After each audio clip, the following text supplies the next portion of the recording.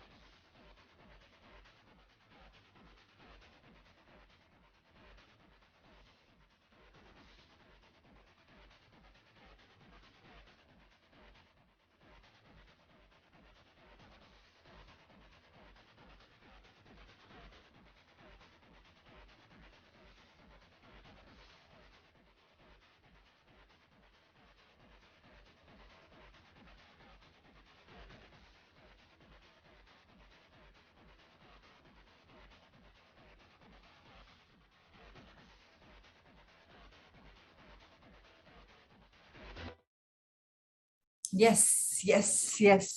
Each one a winner for life. How wonderful. So Rahul said, let's start the first book, the artist way for the day.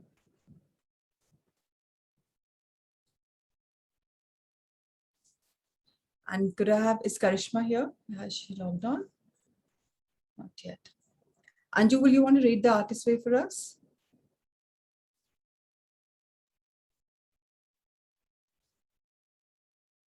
All right. So we are on week 11, and today is all about recovering a sense of autonomy. So let's understand what today is going to unfold, and let's just go for it. So this week we'll focus on our artistic autonomy. We examine the ongoing ways in which we must nurture and accept ourselves as artists. We explore the behaviors that can strengthen our spiritual base and therefore our creative power. We take a special look at the ways in which success must be handled in order that we not only not sabotage our freedom. So it's very important to understand that being an artist is also being spiritual. If I have an artistic block, that means I also have a spiritual block.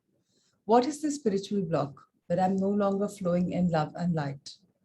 And the minute all these blockages get over, I become an artist of my life. I can design whatever I want. And that is when my behavior becomes good. I've strengthened myself and I have the creative power. Today is all about that. So, of course, Anju can't read. Can I have someone else to read? Sania, will you want to read again? Yes, please. So it's all about acceptance, and let's read about it. Yes, please. Okay. Acceptance. I'm an artist. As an artist, I may need a different mix of stability and flow from other people. I may find that a 9-to-5 job steadies me, and leaves me freer to create. Or I may find that a 9 to 5 drains me of energy and leaves me unable to create. I must experiment with what works for me. An artist's cash flow is typically erratic. No law says we must be broke all the time, but the odds are good we may be broke some of the time. Good work will sometimes not sell. People will buy, but not pay promptly. The market may be rotten even when the work is great.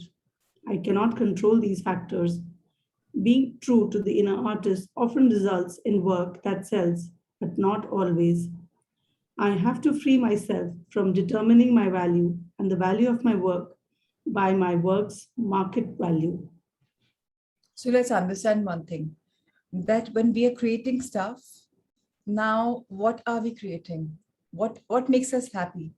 Freelancing makes us happy, a fixed job makes us happy, or one of them depletes our energy, one of them provides us energy. Each person is unique. We need to plan and see what's working for us. It doesn't have to be the plan A fits all. It doesn't go like that. So we have to understand, because it is typically erratic, is what we are being told time and again. So our good work is going to be done, but we should not get disheartened. Sometimes it'll sell, sometimes it'll not sell. Now, what do you mean by it'll sell or not sell? Does it mean by an artwork? No, it can mean your products as well. It can mean your services as well, whatever you're doing. So don't just confuse this for a piece of art, but your work is a piece of art. That is what we are creating, because we are creating that work. Let's continue. The idea that money validates my credibility is very hard to shake. If money determines real art, then Gauguin was a challenge. Challenge. Yeah. As an artist, I may never have a home that looks like town and country, or I may. In other words, if I have a poem to write, I need to write that poem, whether it will sell or not. Where are you, sweetheart? On the other hand, I may have a book of poems, a song, a piece of performance, art, a film. My book says like that, actually. Oh, okay. Let me read it then until you come on the same page. Yeah. I must learn that as an artist, my credibility lies with me. Let's turn the page. I think it's come up now. Okay. God and my work. In other words, if I have a poem to write, I need to write that poem, whether I'll sell it or not. Okay, I missed that line actually. Okay. I need to create what wants to be created. I cannot plan a career to unfold in a sensible direction dictated by cash flow and marketing strategies. Those things are fine, but too much attention to them can stifle the child within, who gets scared and angered when continually put off. Children, as we all know, do not deal well with later, not now. Since my artist is a child, the natural child within, I must make some concessions to its sense of timing. Some concessions does not mean total irresponsibility. What it means is letting the artist have quality time, knowing that if I let it do what it wants to do to it, will cooperate with me in doing what I need to do. Sometimes I will write badly, draw badly, paint badly, perform badly. I have a right to do that to get to the other side. Creativity is its own reward. So we are being told that whether we are going right or wrong, whether we are giving 100% or 20%, the journey has to go on. And that the artistic child that we have in us, the inner child that we have, has its own good and bad days. Now, some concessions does not mean irresponsibility. Yes, sometimes you can become lenient. Okay, today let it go, but do a bit. It may not turn out very well, but do a bit. Don't just completely let it be.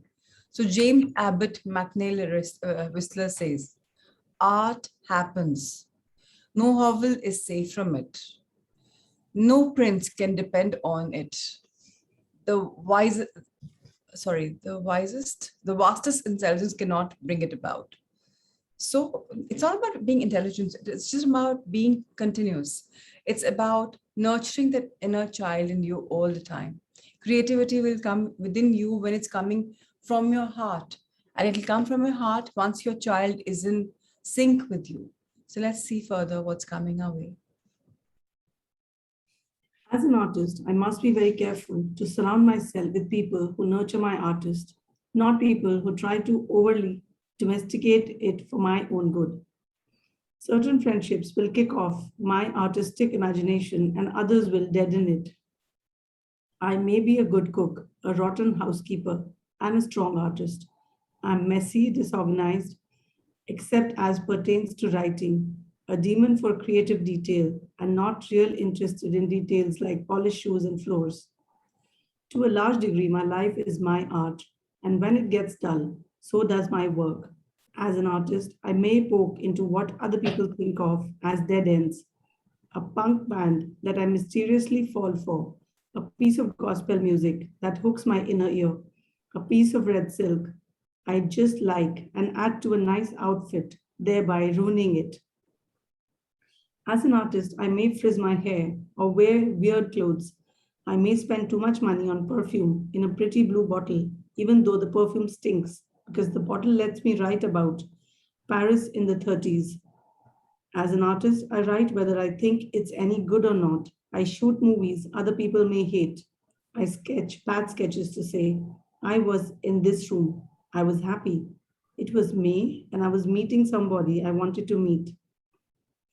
As an artist, my self respect comes from doing the work, one performance at a time, one gig at a time, one painting at a time. 2.5 years to make one 90-minute piece of film, 5 drafts of one play, 2 years working on a musical. Throughout it all, daily I show up at the morning pages and I write about my ugly curtains, my rotten haircut, my delight in the way the light hit the trees in the morning run. As an artist, I do not need to be rich, but I do need to be richly supported. I cannot allow my emotional and intellectual life to stagnate, or the work will show it. My life will show it. My temperament will show it. If I don't create, I get crabby. As an artist, I can literally die from boredom. I kill myself when I fail to nurture my artist child because I'm acting like somebody else's idea of an adult. The more I nurture my artist child, the more adult I'm able to appear. Spoiling my artist means it will let me type a business letter. Ignoring my artist means a grinding depression. There is a connection between self nurturing and self respect. If I allow myself to be bullied and cowed by other people's urges for me to be more normal or more nice, I sell myself out. They may like me better, feel more comfortable with my more conventional appearance or behavior, but I will hate myself. Hating myself, I may lash out at myself and others. Very simply, when we are doing something, whether it's good, whether it's bad, it doesn't matter. Whether we're taking too long, whether we're taking too short a time, it doesn't matter. What matters is our self-respect, which is coming out from doing the work. So one thing at one time, whatever we're creating, whether it's tardy, whether it's really amazing, it doesn't matter. The connection matters. The connection between nurturing ourselves deep within and our self-respect matters. If we allow ourselves to be bullied, if we allow ourselves to be even having a day at home where we're doing absolutely nothing, and what are we doing? You're selling yourself out. You're just letting somebody tell you, oh, this is not good enough. And you're just letting that thing tire you so much that you don't do it. And then what happens? The entire day you feel, oh, the day was useless. I've done nothing. And that's when you start hating yourself. You may lash out to yourself. You may do weird things to yourself. So firstly, a discipline in life where every day we're doing something is important, and not to let anyone sabotage our spirit, not to let anyone lash out on us, not for us to do that counter effect action. Now, Francis Bacon says, the job of the artist is always to deepen the mystery. What mystery are we talking about? The unfolding of our spirit. Deep down, we have so many layers. If we keep going layer by layer by layer, we are unfolding the mystery which is deep within us, hidden. Ferruccio Bissono says, the function of the creative artist consists of making laws, not in following laws already made. Because you are the creator. You are defining your own journey. You are creating some standards. You're not following what is being taught. So that's what they're saying, that artists don't follow, artists lead. So please understand that we are here to lead by example, not by just getting criticized, ridiculed. People will do that to us, but we're not supposed to get hindered. We're just supposed to keep continuing our journey. Yes, please. If I sabotage my artist, I can well expect an eating binge, a sex binge, a temper binge. Check the relationship between these behaviors for yourself. When we are not creating, artists are not always very normal or very nice to ourselves or to others. Creativity is oxygen for our souls. Cutting off our creativity makes us savage. We create like we are being choked. We react when we are being choked. We react like we are being choked. There is a real rage that surfaces when we are interfered with on a level that involves picking lint off of us and fixing us up. Well, when well-meaning parents and friends push marriage or 9 to 5 or anything on us that doesn't evolve in a way that allows for our art to continue, we will react as if we are fighting for our lives. We are. To be an So, artist, so to allow people to stifle our creativity, stifle our sense of self is not a very advisable thing. So whether it's like the lint is being picked up with pullovers and you're being cleaned by other people, or whether they're pushing you towards what they believe is the best, you will retaliate because you truly are retaliating. Why? Because you're being stifled, your artist within you is just shouting out to say that this is not me. Why are you doing this to me? And that is when, that's what they're saying, that you will go for eating binge or a sex binge or a temper binge. You will just not be yourself. So you will binge into something, whatever that binging is all about. So understand, if you're binging, that means you're being stifled by somebody. So understand that and work on it. Yes, please. to be an artist is to recognize the particular, to appreciate the peculiar, to allow a sense of play in your relationship, to accept its standards, to ask the question, why? To be an artist is to risk admitting that much of what is money, property, and prestige strikes you just just a little silly. So very important to understand that whatever relationships we have, so you can turn the page. Wherever we are, whatever we are doing, we have to acknowledge ourselves. We have to acknowledge that we are doing it. Yes. To be an artist is to acknowledge the astonishing. It is to allow the wrong piece in a room if we like it. It is to hang on to a weird coat that makes us happy. It is to not keep trying to be something that we aren't. If you are happier writing than not writing, painting than not painting, singing than not singing, acting than not acting, directing than not directing, for God's sake, and I mean that literally, let yourself do it. To kill your dreams because they are irresponsible is to be irresponsible to yourself. Credibility lies with you and God, not with the vote of your friends and acquaintances. The Creator made us creative. Our creativity is our gift from God. To use of it is our gift to God. Accepting this bargain is the beginning of true self-acceptance. So let's understand very clearly. We are being told to be the creators and non-judgmental creators. Whatever we think is good for us works for us. So Anju, I read your questions, but I do not understand the context, because how would that make us arrogant or even pride for that matter?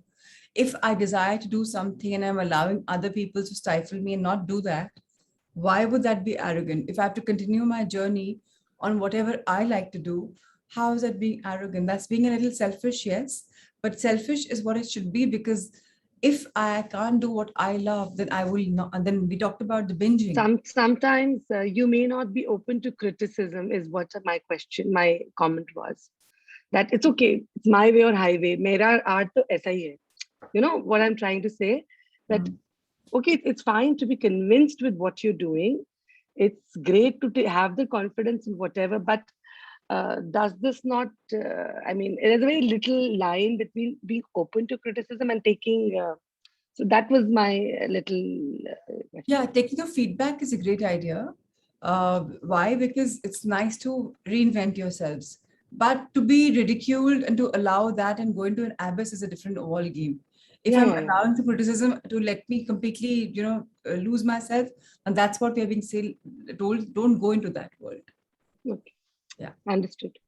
Thanks. So Eugene Delacroix says something. She says, what moves men of genius, or rather what inspires their work, is not new ideas, but the obsession with the idea that what has already been said is still not enough. So very, very simply, what is being said is good, still not enough. You can create your own path. There is so much going on. You can inspire and use their work or other people's learnings into something new. It's all about reinventing. And as creators, as artists, we have been made to be creative. Our creativity is the only gift we have been given from God. Why? Because He's made us with love and light. So happiness is our divine right. So when we accept this, then that is when we are saying, okay, now let's do it. Then there's nothing called going back, because this is your journey. And then you truly accept yourself the way you are, which is whole and complete. And the next section is about success. When you and I am on this creative path, let's understand it's all about spirituality. If you're creating, that means we're in spiritual practice, in a spiritual space. How does it generate with each other? Let's understand. Creativity is a spiritual practice. It is not something that can be perfected, finished, and set aside. It is my experience that we reach plateaus of creative attainment only to have a certain restlessness set in. Yes, we are successful. Yes, we have made it. But, in other words, just when we get there disappears. Dissatisfied with our accomplishments, however lofty, we are once again confronted with our creative self and its hungers. The questions we have just laid to rest now rear their heads again, and we are going And what are we we are going to do now. This unfinished quality, this restless appetite for further exploration tests us. We are asked to expand it in order that we not contract. Evading this commitment, an evasion that tempts us all, leads straight to stagnation, discontent, spiritual discomfort. Can I rest? We wonder. In a word, the answer is no. And as artists, we are spiritual sharks. The ruthless truth is that we don't keep moving. If we don't keep moving, we sink to the bottom and die. The choice is very simple. We can insist on resting on our laurels, or we can begin anew. The stringent requirement of a sustained creative life is the humility to start again, to begin anew. It is this willingness to once more be a beginner that distinguishes a creative career. A friend of mine, a master in his field, finds himself uncomfortably committed years in advance of his availability. He is in an enviable position on a business level, but he finds it increasingly perilous to his artistic health. When the wheel turns and the project committed to 3 years ago must be executed, can he do it with imagination and his initial enthusiasm? The honest answer is often an uncomfortable no. And so, at great financial cost, he has begun cutting back his future commitments, investing in the riskier but more rewarding gain of artistic integrity. Let's understand one thing. Why do writers have a block, or why do we have this? Because we are allowing other people to get on to us. We are not being stringent about something. The stringent requirement of a sustained creative life, you need to have humility to start again, to begin anew. If you don't have humility, you will have a lot of excess pride, which will kill you, and it'll just kill your artistic development. It'll lead to stagnation. You'll not be happy about it. You will not be comfortable.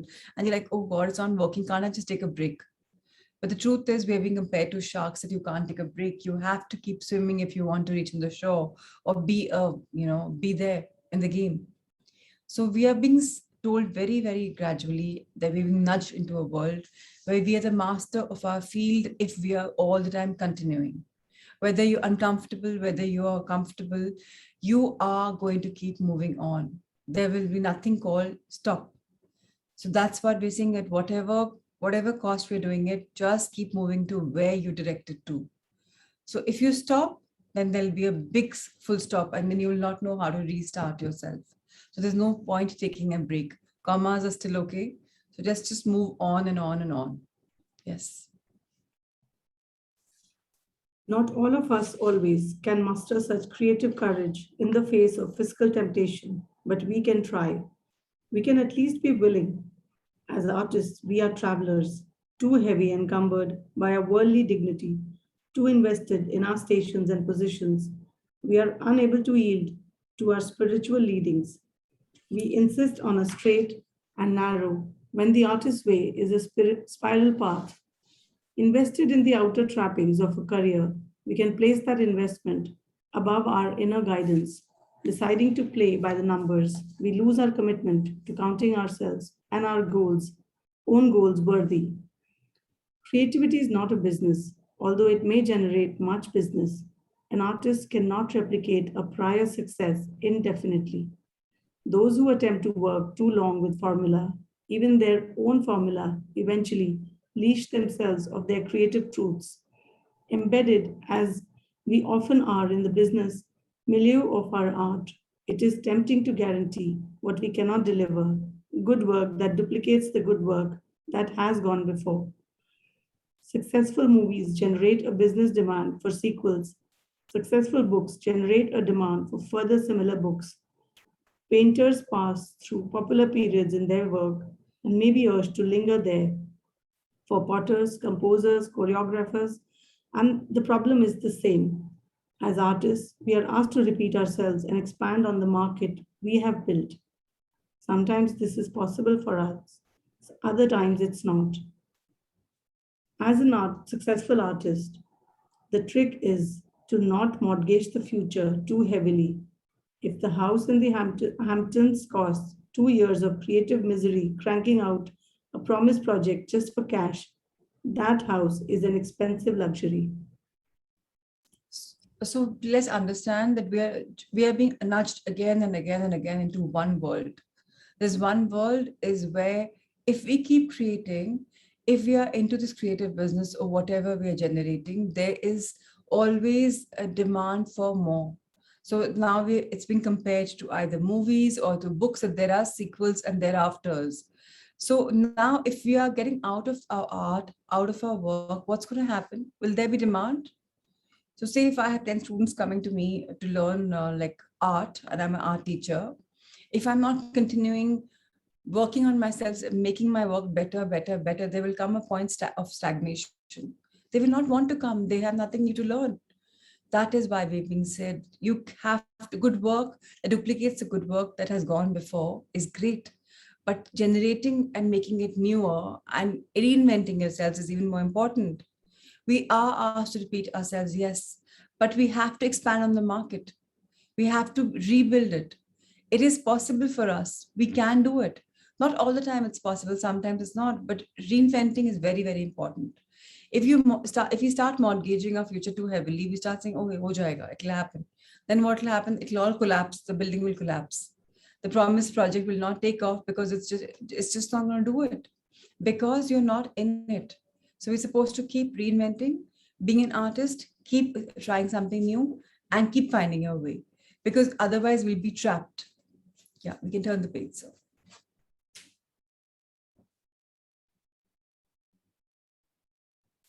This is not to say that editors should stop planning seasons or that studios should scuttle their business, bottom line.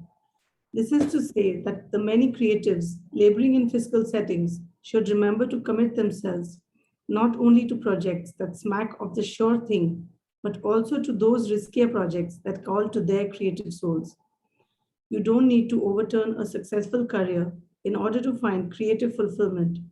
It is necessary to overturn each day's schedule slightly to allow for those small adjustments in daily trajectory that, over the long haul, alter the course and the satisfactions of our careers.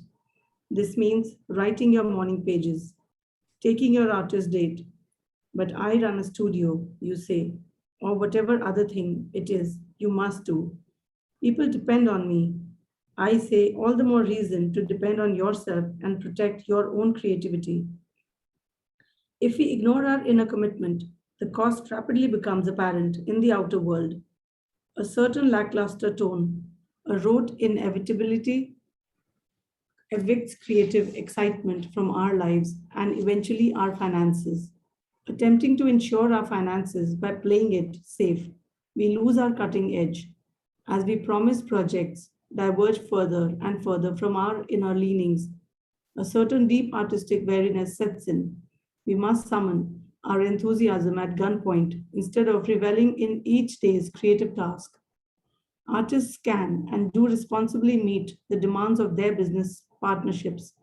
What is more difficult and more critical is for us, an artist, to continue to meet the inner demand of our own artistic growth. In short, as success comes to us, we must be vigilant. Any success postulated on a permanent artistic plateau dooms us and it to failure. So very important for us to understand, we cannot ignore our inner commitment. Sometimes there are days you want to do something, but you have to push yourselves. In fact, so much so we're being told that you have to invoke that, summon that enthusiasm at gunpoint. You just don't want to do it at all, but there'll come urgency that no, you have to do it.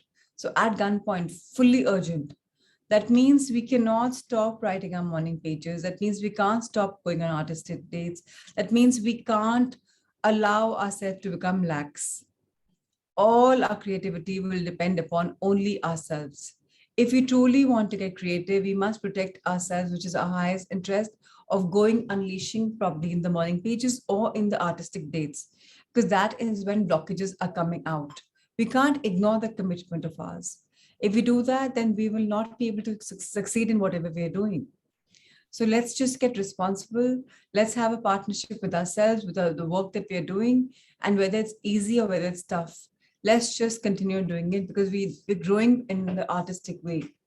And then success will come to us, and we must be careful, we must be attentive, we must be vigilant, because that is when it's coming to us, you may again bask in the attention of the success so much that you may again plateau down. And when you plateau down, you are bound to dip. So again, that time success is coming, you again keep going up and up and up. It's an ongoing journey. There's nothing called a full stop here.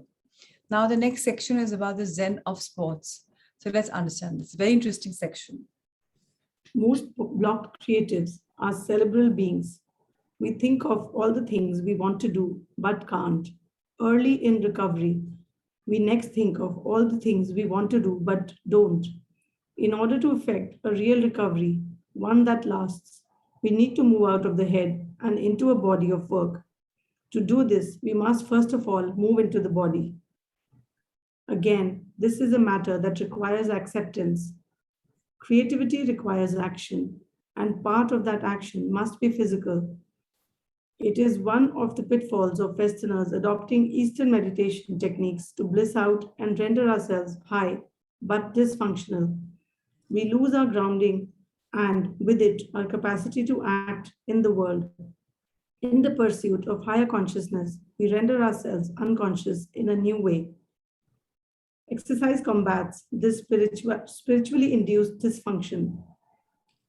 Returning to the notion of ourselves as spiritual radio sets, we need enough energy to raise strong signal. This is where walking comes in. What we are after here is a moving meditation. This means one where the act of motion puts us into the now and helps us to stop spinning.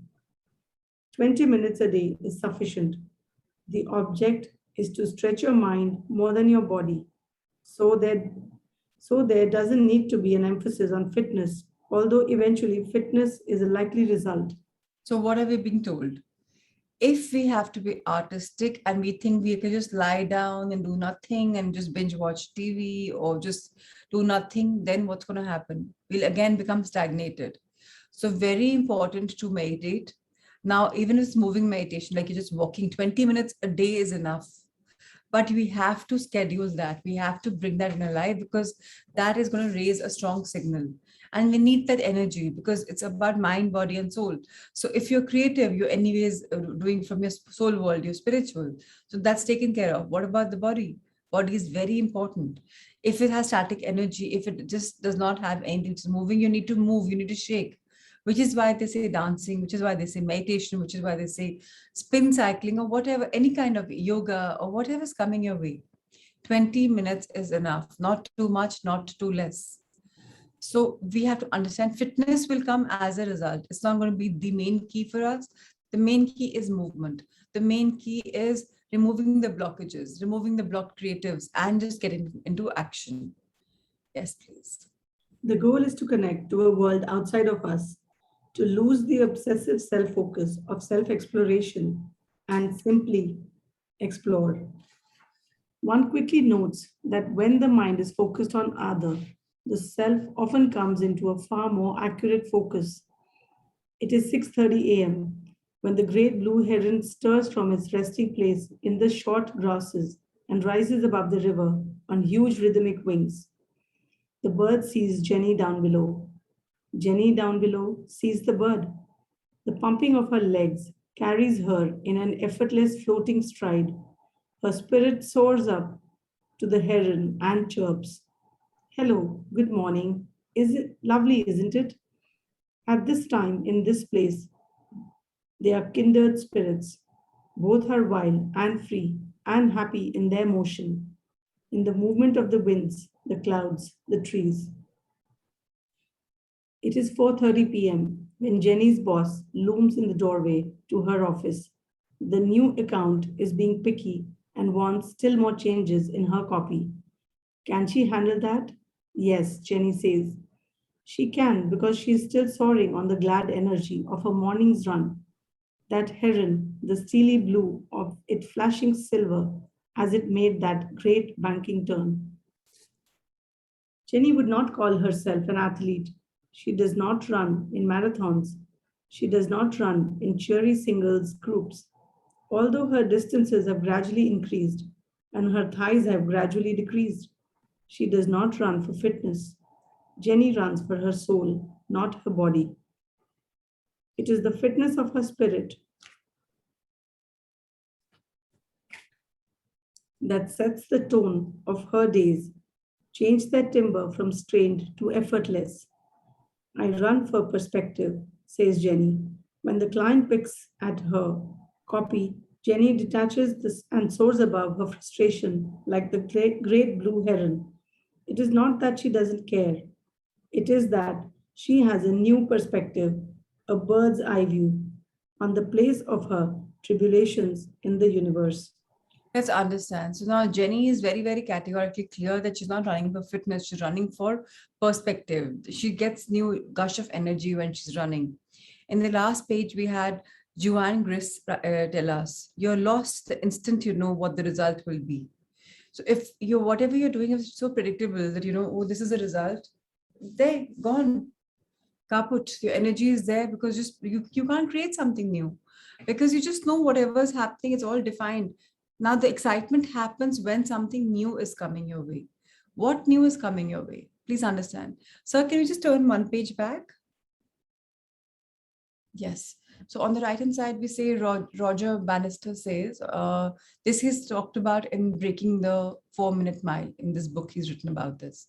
No longer conscious of my movement, I discovered a new unity with nature. I had found a new source of power and beauty, a source I never dreamt existed. What does this mean? In the same chapter, we're learning about the goals, about running, about how Jenny is running, about how she's changing. This energy that she's driving is from Mother Nature. So the minute you have a unity with Mother Nature, you will get a lot of extra energy, a lot of power, a lot of new ideas. So none of us know about this, but whenever you have a block, just go out there and just get your energy, get yourself recharged because Mother Nature is a healer. Yes, let's turn the page again. Yes, now let's read about another person, Eve Babbitts, and she was a novelist and a swimmer. Let's understand. Now we finished Jenny's chapter. We're moving on to Eve. Yes, please. Eve Babbitts is a novelist and a swimmer, tall, blonde, and as generously curved as the freeway clover leaf of her native Los Angeles. Babbitt swims in order to direct the traffic flow of her own overcrowded mind. Swimming, she says, is a wonderful sport for a writer. Every day as she swims the aquamarine oblong of her neighborhood pool, her mind dives deep into itself, past the weeds and clutter of its everyday concerns. What editor is late with a check? Why the typist persists in making so many errors? And down to a quiet green pool of inspiration.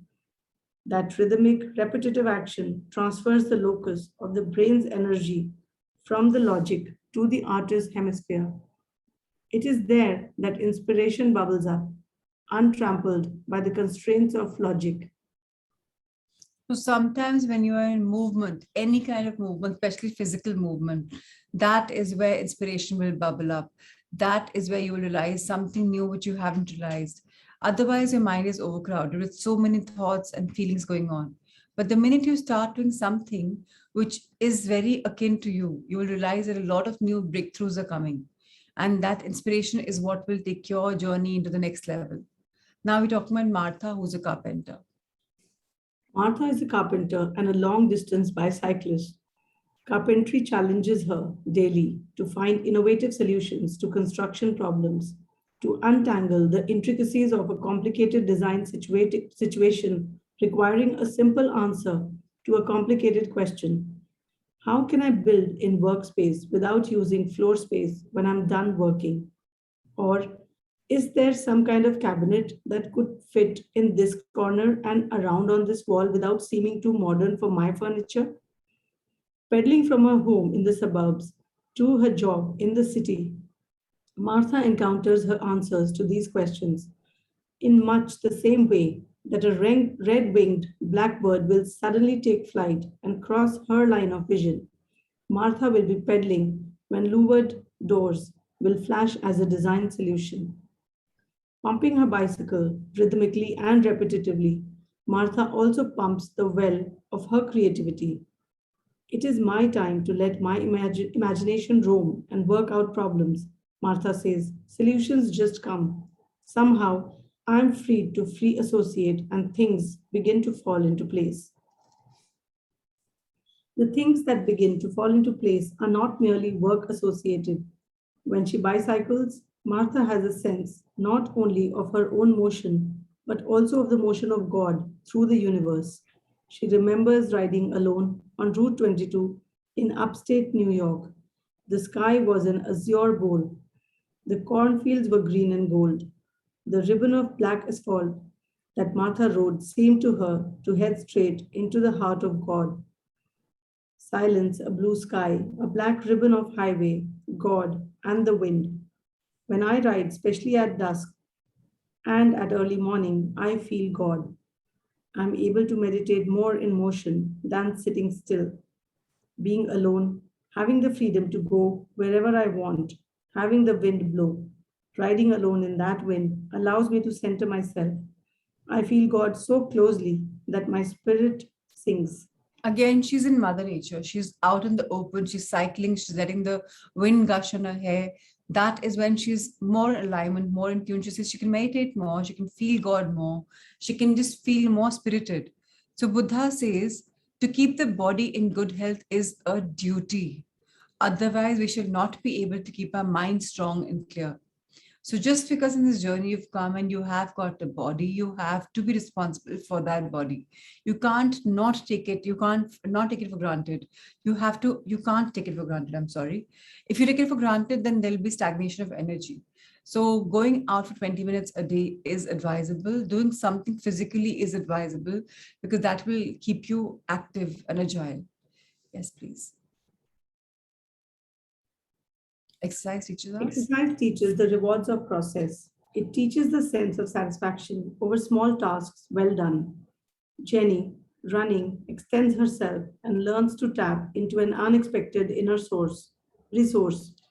Martha would call that power God, but whatever it answers to, exercise seems to call it forth in other circumstances when we mistrust our personal strength.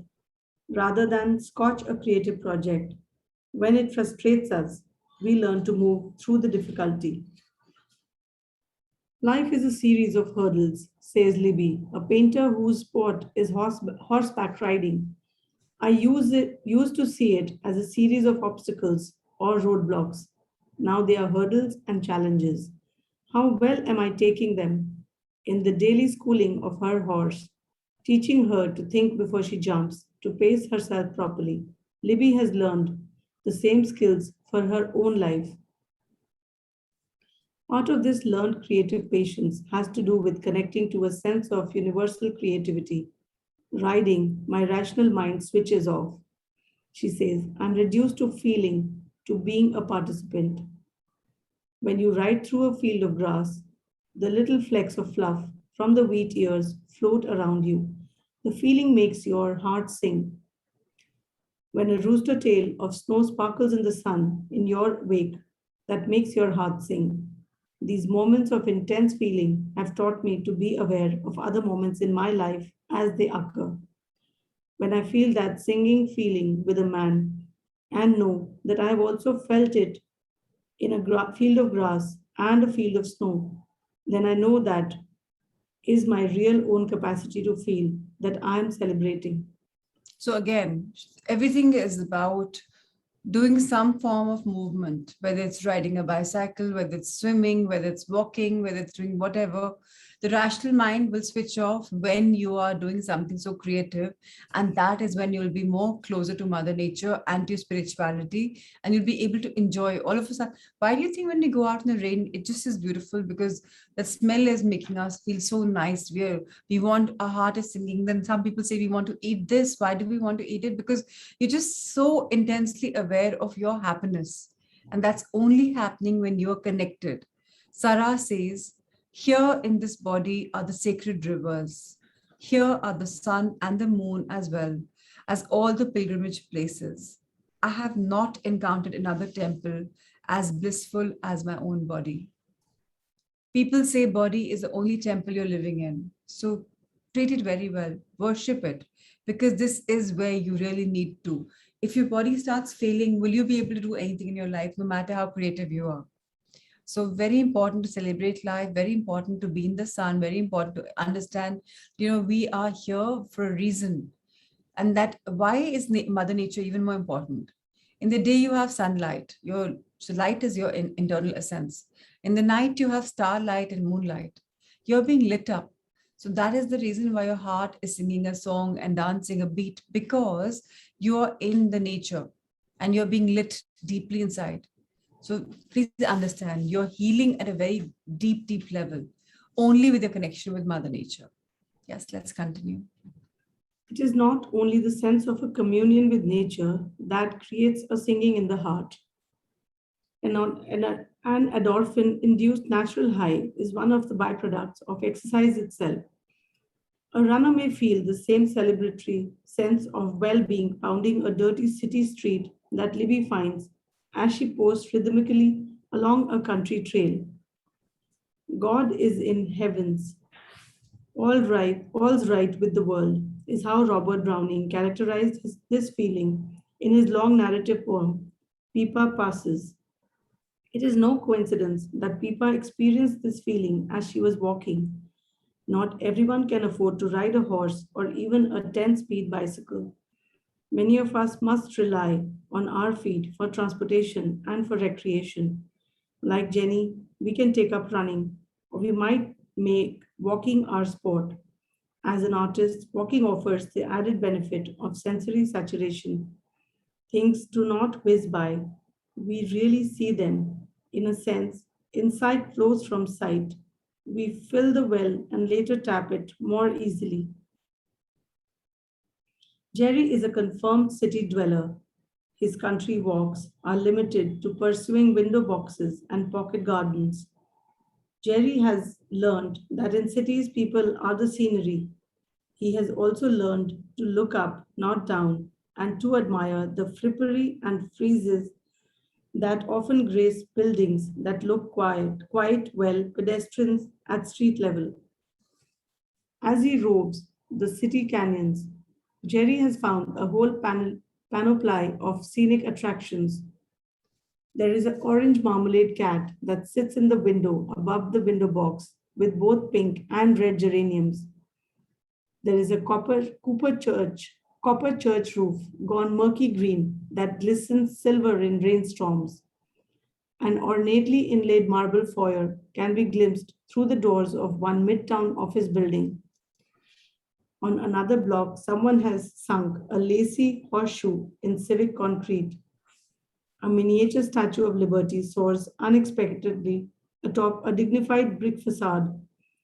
Henry feels at liberty himself, roaming the city streets on tireless feet.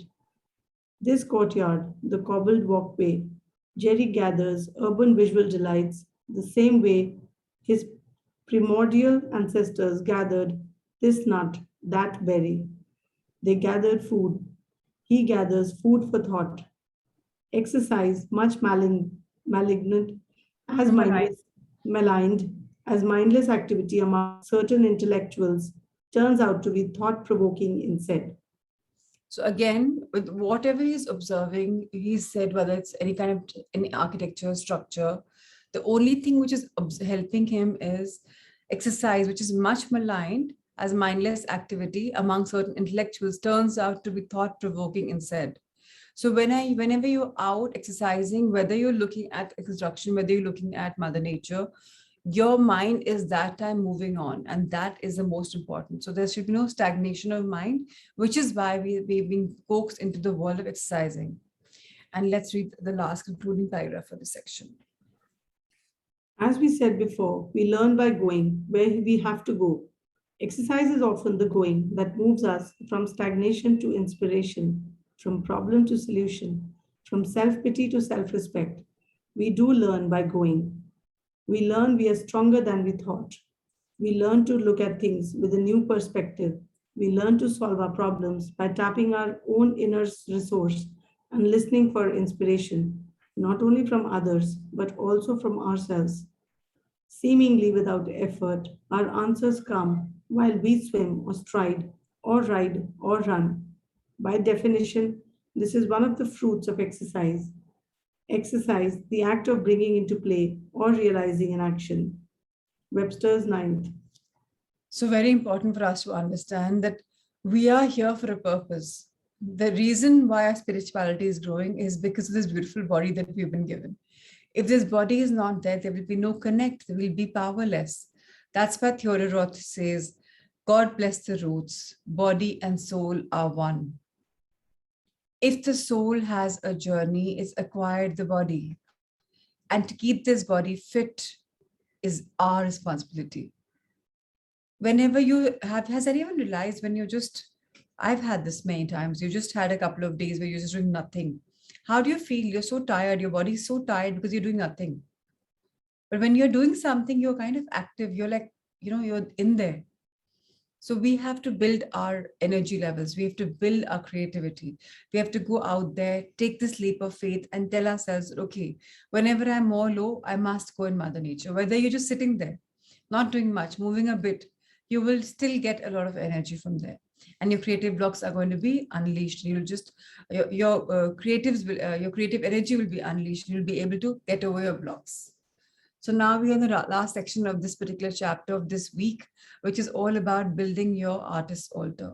What is that? Let's understand. Building your artist's altar. Morning pages are meditation, a practice that brings you to your creativity and your creator God. In order to stay easily and happily creative, we need to stay spiritually centered. This is easier to do if we allow ourselves centering rituals. It is important that we devise these ourselves from the elements that feel holy and happy to us. Many blocked creatives grew up in punitively religious homes. For us to stay happily and easily creative, we need to heal from this, becoming spiritually centered through creative rituals of our own. A spiritual room or even spiritual corner is an excellent way to do this. This haven can be a corner of a room, a nook under the stairs, even a window ledge. It is a reminder and an acknowledgement of the fact that our Creator unfolds our creativity. Fill it with things that make you happy. Remember that your artist is fed by images. We need to unlearn our old notion that spirituality and sensuality don't mix. An artist's altar should be a sensory experience. We are meant to celebrate the good things of this earth: pretty leaves, rocks, candles, sea treasures. All these remind us of our Creator. Small rituals, self devised, are good for the soul. Burning incense while reading affirmations or writing them, lighting a candle, dancing to drum music, holding a smooth rock, and listening to Gregorian chant. All of these tactile physical techniques reinforce spiritual growth. So again, anything to do with Mother Nature, holding it, seeing it gives us some sensory pleasures, and we will be able to get over our blocks very easily. So we are being told to create a corner, any kind of a small little place where we get happiness, where we have something to do with Mother Nature, where we have some colors, where all of that reminds us that, I am a creator. That the world has created, the main creator has created me, and I am the creator. So whether it's holding a smooth rock, whether it's listening to some kind of chant, whether it's listening to something which is beautiful, whether it's reading affirmations, your own recordings, or burning incense, maybe just having some kind of anything that's very beautiful for our soul. So that is why we are being nudged and coaxed into telling us that have something which is meant for spiritual growth. Let's turn the page.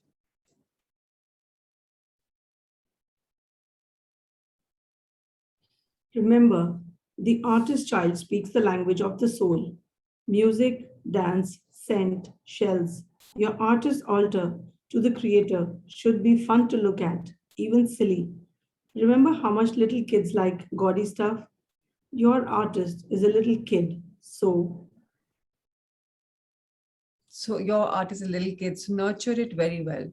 Norma Jean Harris says, art does not reproduce the visible. Rather, it makes it visible. The moon develops creativity as chemicals develop photographic images. So what are we developing? What are we creating? This week is exercise. It was a little tough for some of you, I think, to understand, but it's very simple. Just because we get artistic blocks, we are being nudged into some kind of movement. Connecting with Mother Nature has been advised, 20 minutes of exercising or whatever we like has to be advised. And being stuck or just continuing our journey has been spoken very strongly about. What are the tasks for today? Tape your own voice, reading the basic principles. Choose a favorite essay from this book and tape that as well.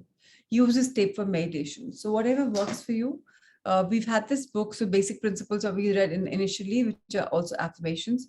We have done a lot of those. So if you want, you can do that and you can use that for meditation. Number 2, write out in longhand your artistic prayers from week 4. Place in your wallet.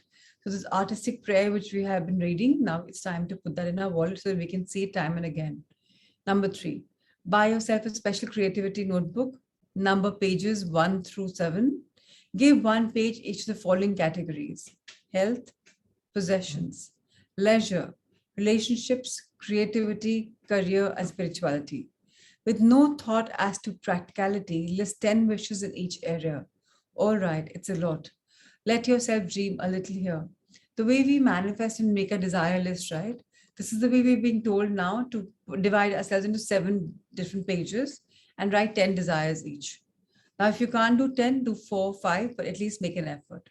Number 4, working with the honest changes section in week 4. Inventory for yourself the way you have changed since beginning of your recovery. 5, list 5 ways you will change as you continue.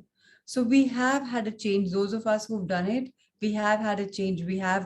Why do you think all of a sudden ideas are coming up with everyone and, people are saying, oh, this has happened? Because deep down, the healing is happening. Our conversion from a blocked artist to a creative artist is happening. Whether we realize or whether it's not, the shift is so slow. But if you look at your pages initially and you look at yourself now, you will find a change. Number 6, list 5 ways you plan to nurture yourself in the next 6 months of courses you will take, supplies you will allow yourself, artistic dates and vacations just for you. It's all about I, me, and am. How am I going to nurture myself? What is it that I'm planning? What course am I going to do? What am I going to learn? So remember one thing, learning should always be continuous. Whether you're taking up courses, whether you're doing something short course, something online, it always has to be continuous. So that's what we're being said. We're being told that we must take our time for that, schedule it into a pattern. Number 7, take out a piece of paper and plan 1 week of nurturing yourself. This means one concrete loving action every single day for 1 week. Please binge. So what are you going to nurture yourself with? There could be anything. Every day for 7 days, that same action again and again. Keep nurturing yourself. That's what we're being told to binge on this. Number 8, write and mail an encouraging letter to your inner artist, which is also your inner child. So example for what number? Please always write the point number. What are you asking example for? I won't know otherwise. So write and mail an encouraging letter to your inner artist. This sounds silly and feels very, very good to receive. Remember that your artist is a child and loves praise and encouragement and festive plans. So of course, everyone, all of us, whether it's an inner artist or whether it's outer artist, all of us love celebrations. We all love being praised. We all love being encouraged.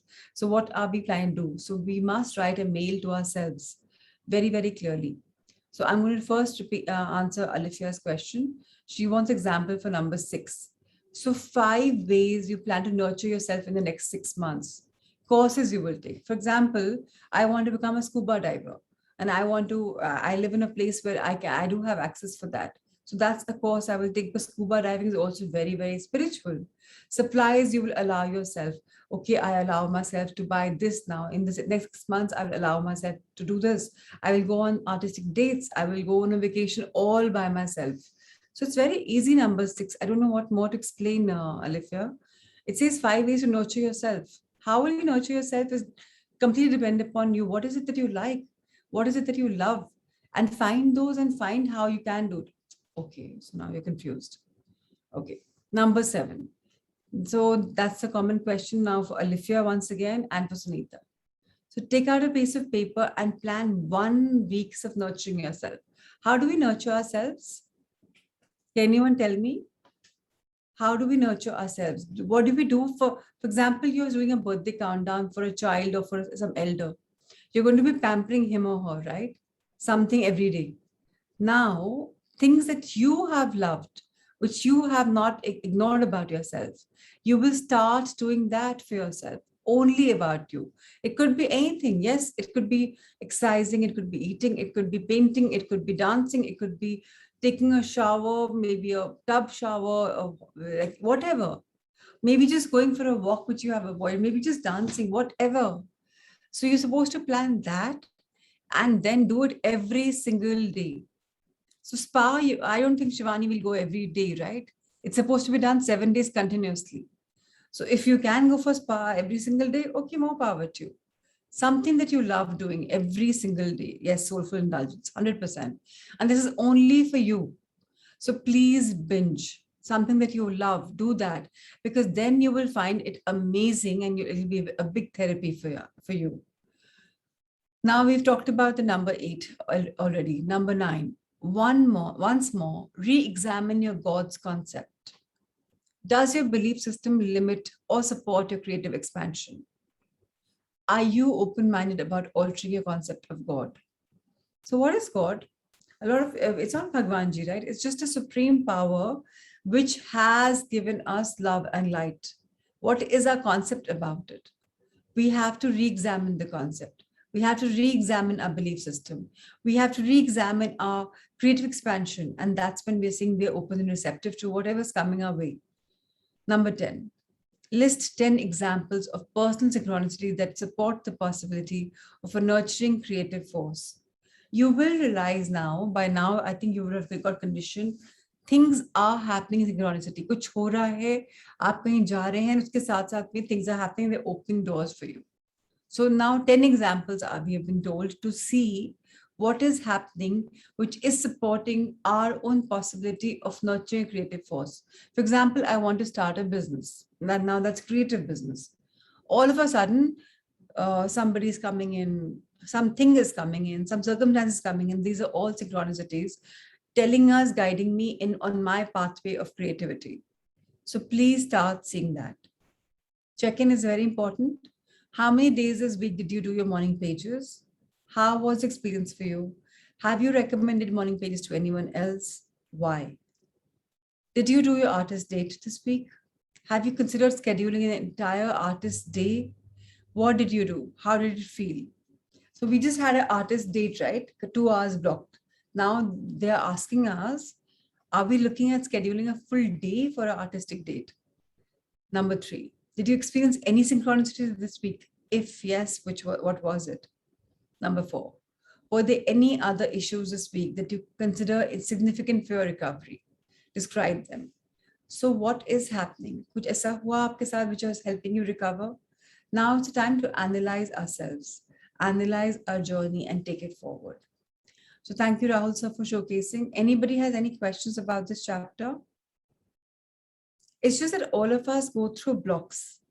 And now we are being told to unblock ourselves by going out in Mother Nature, doing what we love, pamper ourselves, get out of a comfort zone and treat our body very well. So now we've come to a point where we've been told to treat our body very well. So if you have any questions, you can still ask until we are even reading the heart thoughts. So just see if there's anything coming your way, please ask. So Rahul sir, can we have the heart thought, please?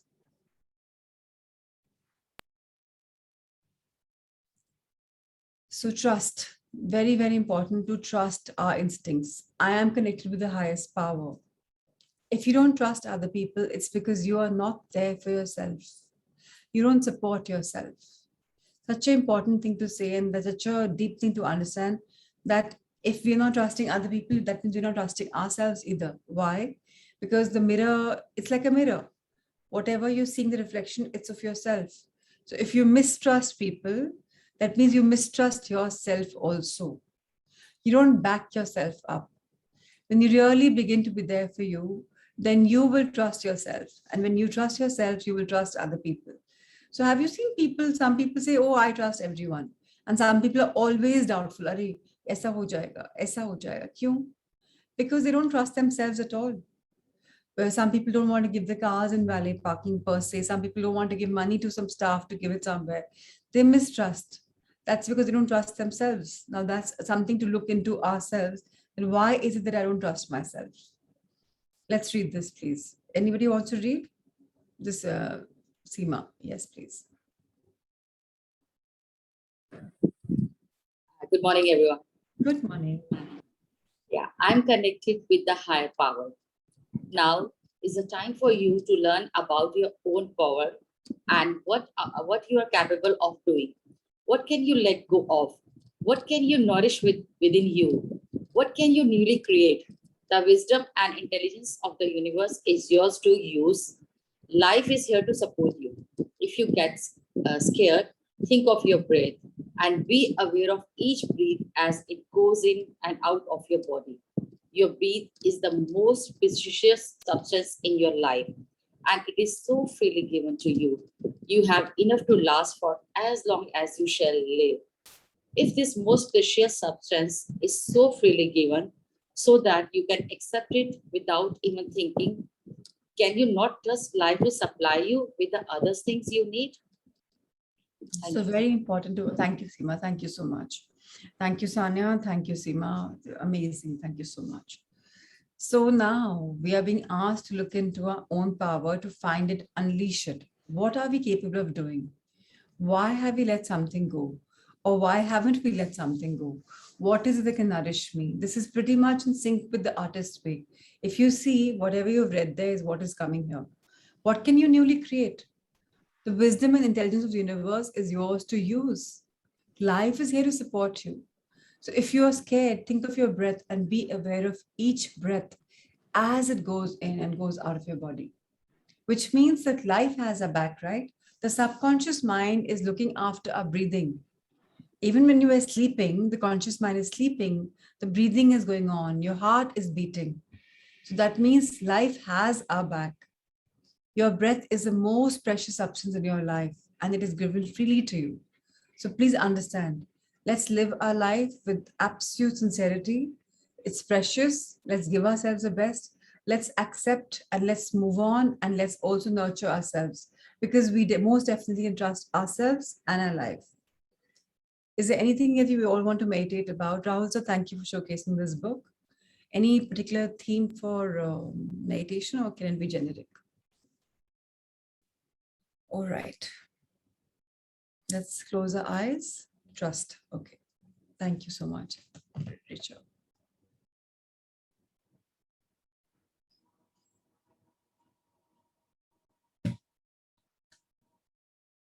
Eyes closed.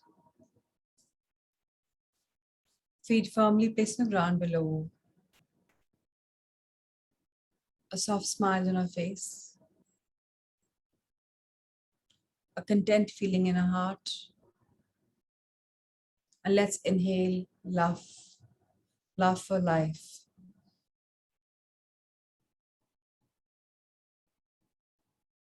Feel it. And as you exhale, share the love with everyone around.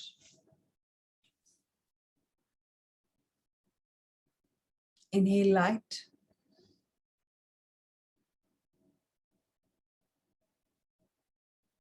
And please exhale it by making the world much brighter. Inhale trust. As you feel, you trust yourself. The minute you exhale, you will release the trust, trusting the world.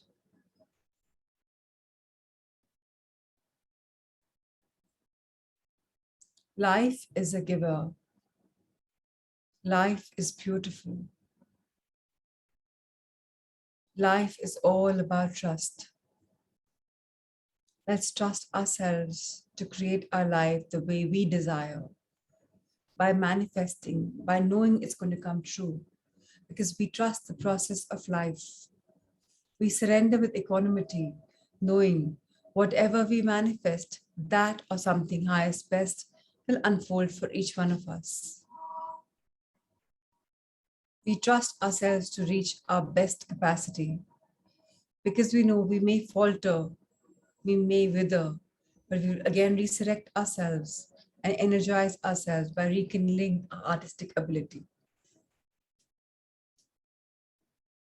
We trust our family. Whether we don't or whether we do, we start affirming we trust our family. For each one of them will do what is best for me and for the highest best of my family. No one has an ulterior motive. I will stop doubting, because now I know whatever I see in others is my reflection. If I mistrust somebody, that means I mistrust myself. So knowing that my world is the best place to be in, with lots of love and lots of light, where is the room for mistrusting, for doubting, for judging? I am now a person who trusts. I am now a person who's non-judgmental. I am now a person who leaps and takes the leap of faith. I better my journey. I further my spiritual growth by flowing in the beautiful fact of love, life, trust, and respect. I respect everyone around me because I trust them. The more I trust, the more trusted I feel. It's a give and take.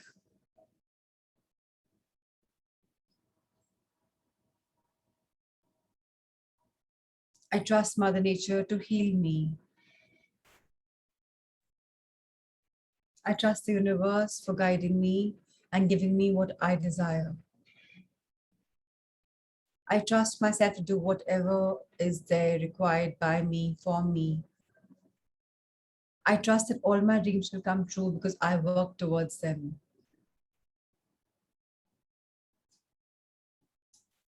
I most definitely trust my life, for I know it has my back.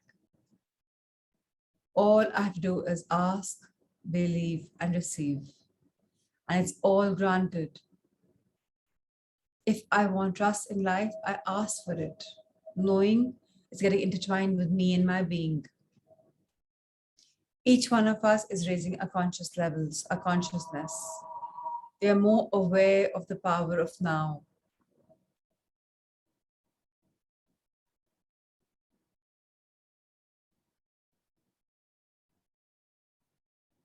I trust life. I trust myself. I trust Mother Nature. I trust universe. I trust cosmos.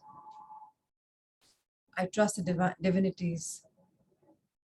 I trust all the masters ascended or on this earth who are teaching me. I trust the process of life, and so it is. I am a believer.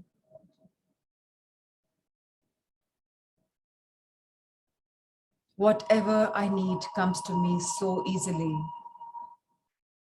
My creativity flows in me, and the world can see it outside. Because I trust the process of life. I'm a believer. Whatever happens is unfolding for the highest best. Thank you, dear life, for having my back. I trust you. Thank you, Mother Nature, for nurturing me with such beautiful qualities, giving me the energy, the power. I trust you. Thank you, thank you, thank you. And now let's look at a life level, at an eye level, with the eyes closed, and thank our beautiful life by expanding our angel heart. I am a receiver of all things wonderful. I am open and receptive to all the love, trust, and abundance from all universes. I am love. I am light. I am trust. And so it is. Now let's expand our hands towards the universe. Thank the cosmos. Thank that we are part of this beautiful Leela. Thank the universe, angels, guardians, divinities, to all masters, to all teachers. Thank you, thank you, thank you. Let's fold a hand in front of a heart, rub them together. Bless our conscious subconscious for restructuring, reprogramming, reanalyzing, learning, and reinventing ourselves. A wonderful face from which we can see, hear, speak, feel, smell, touch. A neck, a food pipe that takes spiritual energy inside us. Our shoulders, our arms, our back, middle back, lower back, our hips, our chest, lungs, heart, liver, stomach, intestines, gallbladder, kidney, uterus, sexual organs, excretory organs, thighs, knees, calves, ankles, soles, toe finger nails, and come back up. Hands again folded. Dearest beautiful body, I believe you're the only place I live in, and I have learned to respect you, love you, nurture you. And today on this Artist Day, I've understood a bit more about you. Thank you for being there. Thank you to trillions of cells in me. Thank you to blood circulation system. Thank you to muscles, tissues, fibers, glands, bones, my skin, to the energy that flows in me. Thank you for flowing in me and keeping me strong mentally, physically, and spiritually. Dearest energy, please flow in my hands as I bless my Sangha Mitras, their loved ones, and all beings on Mother Earth. Let there be love, let there be light, let there be abundance, and let there be healing prosperity. Seema, Nehal, Sanya, Nikita, Chandra, Ravi, Nisha, Ritu, Prigu, Naveen, Prashant, Sunita, Usha ji, Rima, Pratima ji, Badri, Sailesh, Alona, Peena ji, Neetu, Bhuvan, Prachi, Bharat Anika, Kripa, Anchal, Parul, Alithya, Richa, Reena, Poonam, Shelly, Yashvi, Jitendra ji, Mom, Shivani, Radhika, Rohini ji, Parul, Amit, Shubhra, Ankur, Richa. Rahul sir, Ritesh sir, Amrita ma'am, Sanjay sir, one for life, and Shweta. Lots of love and light to each one of you. Thank you for being there this morning. I know the artist way is not very, very easy, but even if you get the basic gist of it and intertwine that in your life, even that's good enough. So thank you so much. God bless you all. Let's see each other tomorrow at 5. Thank you. Thank you. Thank you.